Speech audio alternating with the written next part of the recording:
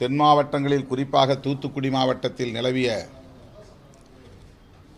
சமூக சிக்கல்களை மையமாக கொண்டு வரலாற்று உண்மைகளை கருப்பொருளாக கொண்டு ஒரு கபடி விளையாட்டு வீரரின் வாழ்க்கையை படமாக்கியிருக்கிறார். கடுமையான சாதிய சிக்கல் நிறைந்த சமூக கட்டமைப்பில் தூத்துக்குடி மாவட்ட சூழலில்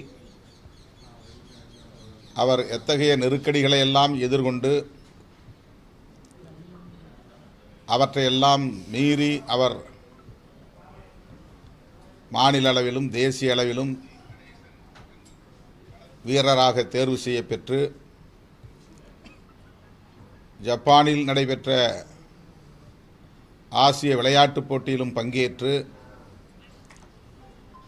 இந்தியாவுக்கு பெருமை சேர்க்கக்கூடிய வகையில் தங்கப்பதக்கத்தை வென்றார் என்பதை சொல்லுகிற கதைதான் பைசன்.